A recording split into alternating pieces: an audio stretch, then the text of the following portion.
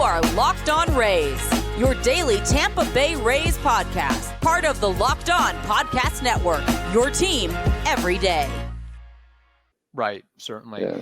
And besides, and I know we talked about this a little bit earlier, but besides, focusing on staying healthy for a full season, just what did you really work on the most this past season and during the course of this season as well? Was it something defensively? Was it something offensively? Was it something mentally? Just overall, what was kind of the big thing that you circled and say, hey, I want to get better at this thing? It was definitely, this past offseason was very much a swing overhaul. Mm-hmm.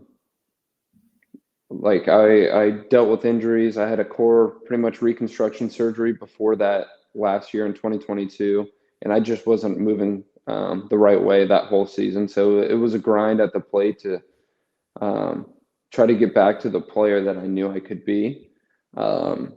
And there was talks of me going to play in the fall league or internationally in the off season.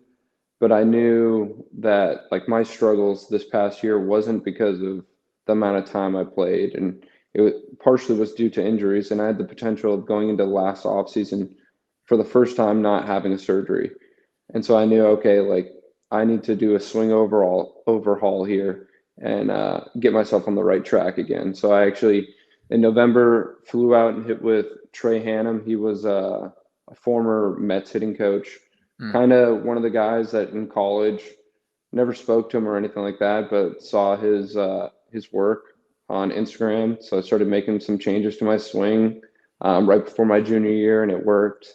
So I went out and saw him, got a few nuggets from him, and then I was also down at Tread Athletics down in Charlotte, and Tyler Zombro linked me up with the Reds big league hitting coach, Joel McKeithen. And he was the one that kind of really changed my swing, got me moving right, and kind of like gave me a new perspective on hitting. It was almost like not swing down, but it really flattened me out to where I was super extreme behind, kind of catching balls too deep and stuff like that. So at first I was like, you're crazy, man. Like this isn't going to work. But then I stuck to it, and it definitely paid off. Now, was that something that you totally did on your own, or was that something that agents and people with the Rays had suggested on, you said, hey, maybe I want to adjust my swing, and you got these sorts of recommendations? Just how does that work out with you? It's kind of a mix of everything, right? I mean, the Rays tell me, like, if you look at the stat book in 2022, I had a bad year, but then you look at the advanced analytics, I had a decent to pretty good year. And they even said it was better than the year that I had in Charleston when I hit 333. So it's like that takes it in. But then I also knew I'm not playing the caliber of baseball at the plate that I have in the past. And so it was pretty much myself and Zombro. Zombro's like, hey, I know this guy. Like, you're not swinging the way that you used to. Like, let's go and see him, talk to him, and get you in with him. And Zombro's pretty much been my like guardian angel for baseball, right? He's always making my workout plans. He always has my best interest in mind. So he's always steered me in the right direction. That's awesome. And he's no longer playing, right? Or so he's actually ended up signing with the Rangers, but he just had I don't know the procedure, like an ulnar nerve, like relocation, like they just like move it over. So he's actually in Charlotte now, I believe. So hopefully I'll be able to see him. We're going over to play in Charlotte this week. So nice. Yeah.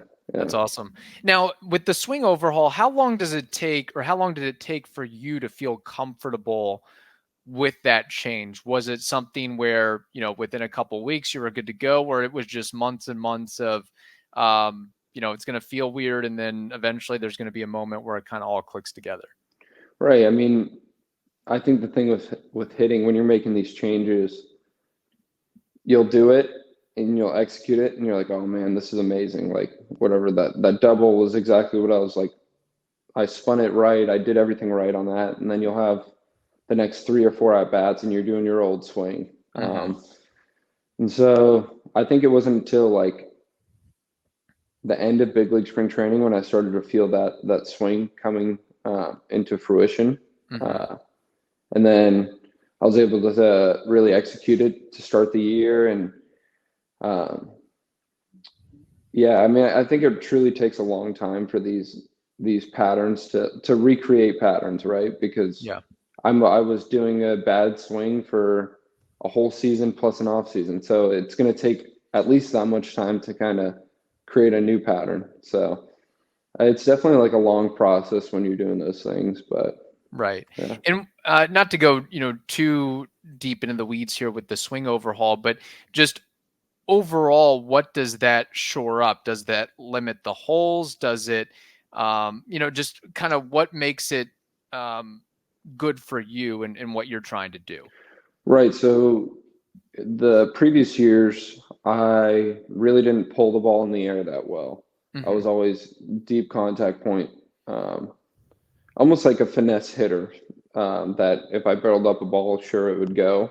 Mm-hmm. Um, and so like I would pretty much be hoping that they would throw me off speed because I'm so late on the fastball, and even that off speed pitch, it's late and it's pushing the ball to left field.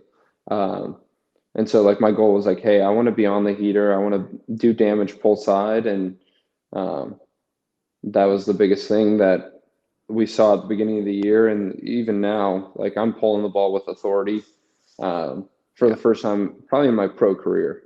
Mm, Yeah, that's yeah. great.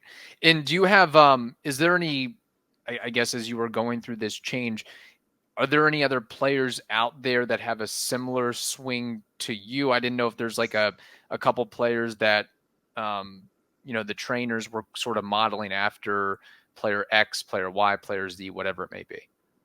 Honestly, not really. Okay. Yeah, pretty much. I mean, I'm sure like if we really dove in, we'd be Yeah. able to find some similarities, but it was never really like that. It was pretty much just swing your own swing, just execute, and you'll be all good. Awesome. Yeah. Awesome. And for people that may not know much about, your skill set and your gameplay, what would you kind of describe as your calling card, your strength? What is your biggest strong point of being a professional baseball player, you'd say? Okay. That's a tough question. Or maybe it's just, hey, I try to be as well-rounded as I can in all facets. I don't know. Right, right. Uh, part of it used to be I ran well as a catcher. I used to Hmm. run like a 6.5 60, but I don't think I'm there anymore with all the injuries. I mean, that's part of my goal this offseason is to get back into a little bit better shape. It was more so this past offseason was more injury prevention, but I want to get back to being a little bit more athletic. Yeah. But that's something that I pride myself on is being athletic, being able to move around, play different positions. Um, and even with like short opportunities of drill work, just being able to go out there and pretty much blend in, you wouldn't know that, I'm not getting the outfield reps that Hmm. everyone else is. Just go out there, be a chameleon and blend in. So that's part of it. And hopefully people would say I call a good game behind the plate, command the field, have a decent arm. Yeah. So yeah, Nice. I mean, yeah, all skill sets that are desirable for sure. So, right. you're basically literally one step away from the majors. Uh, you, an injury here, injury there, good play here, expanded rosters in September that could create a lane as well. Have you ever given any thought to who you'd like to most want to face in your major league debut? The Yankees, the Red Sox, the Nationals, the Phillies, or is it Right. just like, hey, I'd just be so excited to get that MLB debut. I don't care who it is. If it's the Athletics, that's fine too. Right. I mean, I've never really thought about it, but I think the Nationals would be great just because that was my hometown team. Hmm. All my family's up there. I think, remember, Alika Williams had a great opportunity. He flies out and plays his first games in San Diego. So Yeah. um, those opportunities are pretty unique. But truly, I don't think it really matters who you're playing against, right? I mean, Right. if you're getting your opportunity in the big leagues, you can write that down as like I made it, you know? Yeah. So that's what we're all working towards. And then it becomes, once you've made it, now it's like, hey, how do I stay up here?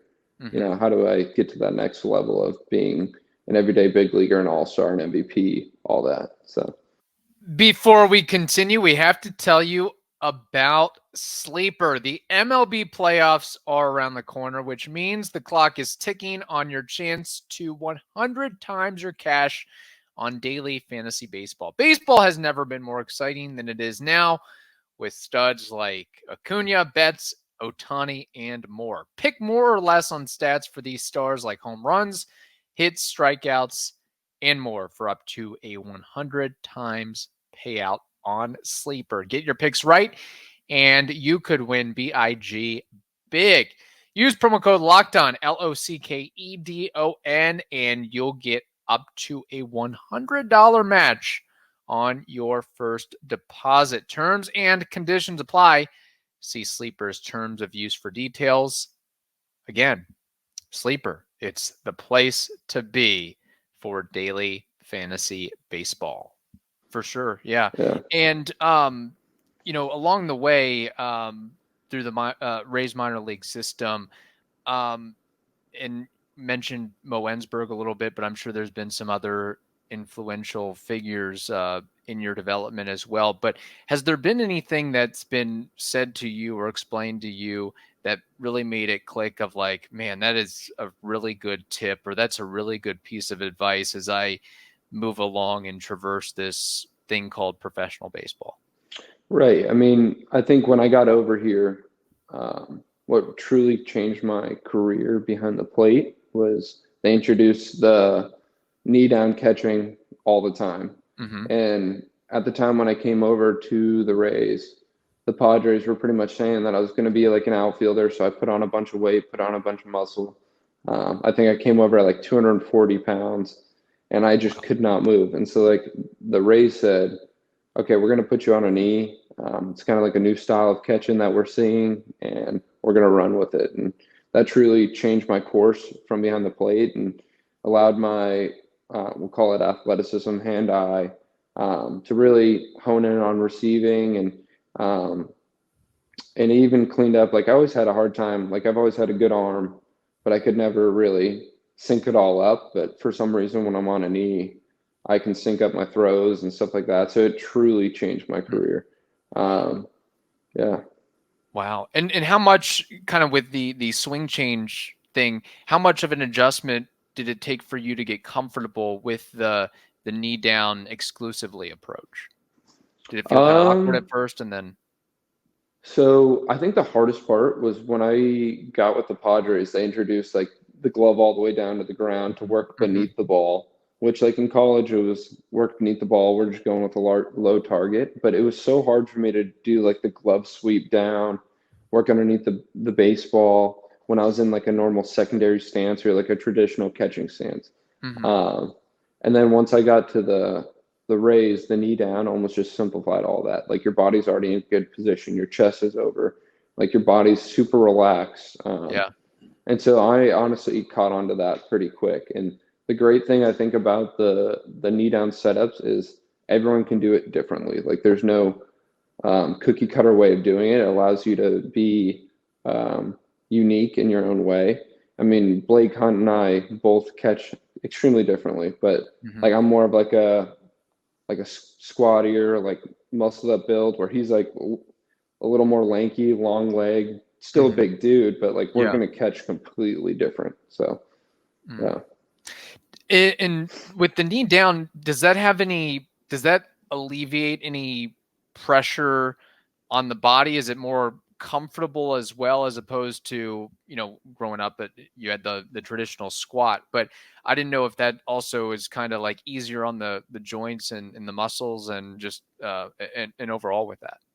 I would definitely say it's easier on the knees, just a little bit, but I mean, you still wake up every day and your legs are barking. So, I bet. I mean, I'm sure there's some aspect to that. Maybe the hips are a little bit better, but you're still waking up feeling like you kind of got hit by a bus. So, I bet. Yeah, for sure. And I'm surprised I haven't even asked this at this point, but with the catching position, are there any players in history or maybe players at the big league level now that you kind of maybe not necessarily model your game after, but really respect or revere? You look and say, hey, I'd love to have the career. I'm really admired by what this catcher did at the big league level. Right. I think honestly, like the guy that you would look at right now that does it all, both hits and catches extremely well, is JT Realmuto. I mean, he's a super athlete. I mean, I think you could stick him anywhere on the field and he'd also just blend in. Yeah. But I mean, he goes out and he hits, commands the field behind the plate, great receiver, great thrower. And I think like if you look at him, like pop times, we're looking at like arm or like throwing velo, he's like up towards the top. So I mean, he just really does it all. So if you're gonna watch one guy, you got to watch him. Yeah, and he plays in the high pressure environment of Philadelphia too. So That's that's right. another added That's factor right. that you have to deal with too. And then overall, you mentioned that you have settled down roots in Durham, so you have that going for you. But overall, just what do you consider to be the toughest aspect of being a professional athlete? There's just the grind, the travel, the being away from family, dealing with failure, maybe for the first time compared to high school or college. Just overall, what's maybe for you been the toughest aspect or challenge with all that over the past couple of years? Right. I mean, honestly, all those things that you listed off are they're all a factor, right? I would say like staying healthy has always been the hardest thing for me. And then, I think a lot of guys like dealing with failure is extremely hard, especially when you get a taste of the player that you can be, once you start struggling or you come back after having a great year and then you're just not playing the same. That's extremely hard. You never know when it's going to turn around. I mean, I've played that game before. I mean, 2022, like I said, was a tough year, and I was always saying, hey, it's going to turn around. It's going to turn around. Never really turns around. So it's a dark time when you're struggling, but just trusting the process and trying to learn in those periods where you're not playing to your own standards and trying to use that time of, hey, why am I struggling, and trying to grow from that. Yeah.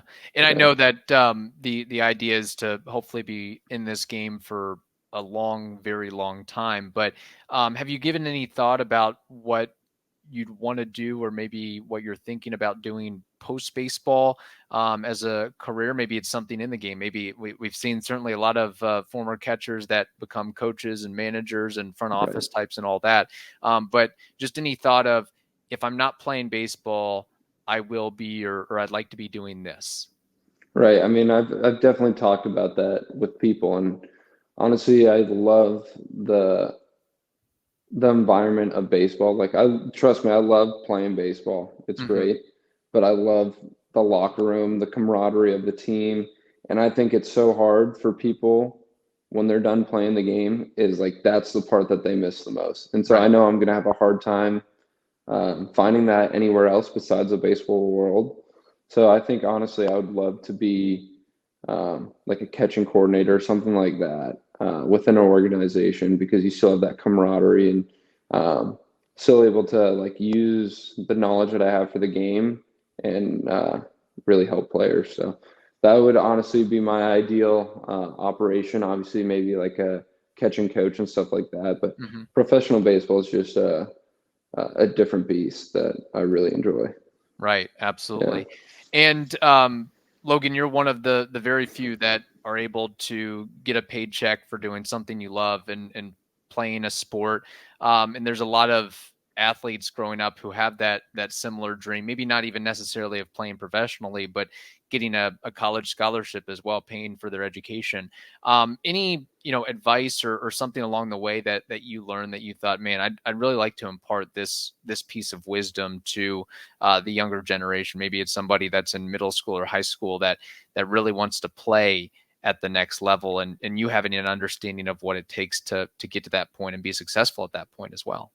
Right. I mean, the biggest thing I always tell people when they're like looking at playing college sport and further even is you truly have to love the game, because the majority of the time you're getting your butt whooped and it's not fun. It's truly not fun. But if you can love the intricacies of the game and love like pretty much the chase of trying to be better, that's like the number one thing that's going to make you a better player and give you life throughout the game of, hey, like I had a terrible season last year, but let me grind this off season and make it like 10 times better this next season, right?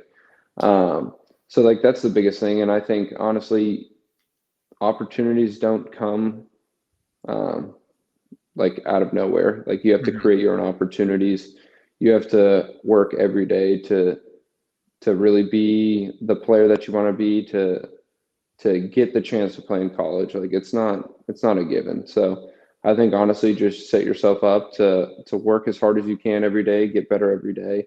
Now that doesn't mean going out and hurting yourself because of how hard or whatever you're doing, but just working smart and really getting into, let's say, like a facility that knows what they're doing, that has cultivated college players before. Like that's the biggest thing, is get on the track of someone else that's done it and just follow in their footsteps as well.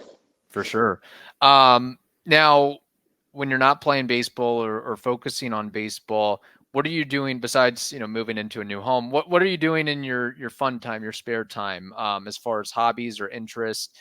Maybe something you picked up recently or something that you always did that you really just like enjoying aside from the game of baseball?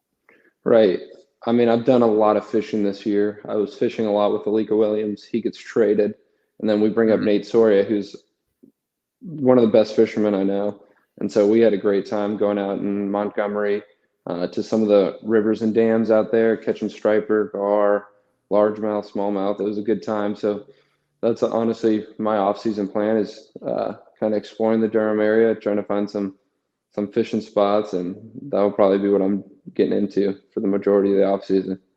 That's awesome. And yeah, and if and when you get the call up to Tampa Bay, there's some pretty good fishing spots as well in the St. Petersburg, greater Tampa Bay area as well. So was that something that you did kind of pretty much all your life? Like, what is it about fishing that that you enjoyed? Is it just the being outdoors and the relaxing nature of it as well?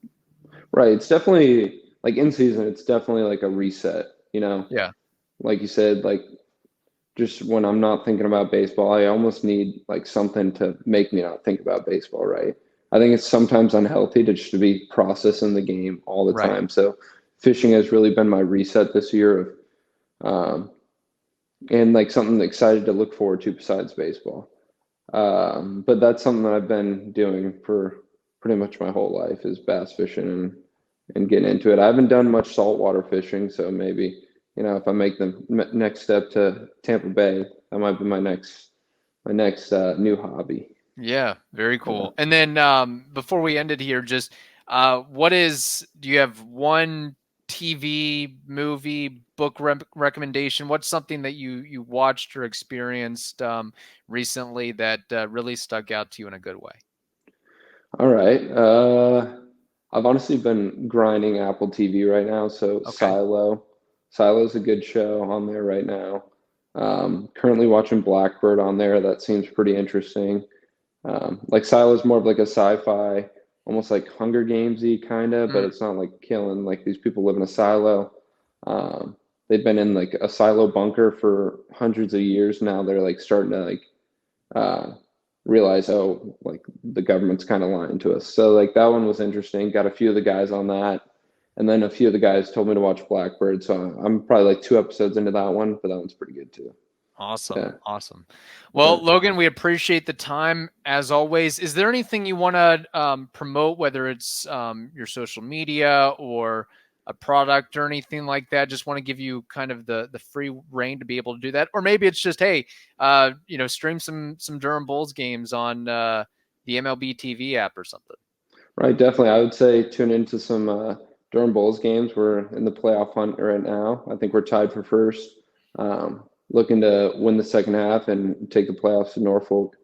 And then on top of that, be looking out. I'm going to be starting a catching program here in this offseason. So, and most of it will be remote. So there's opportunities for people everywhere.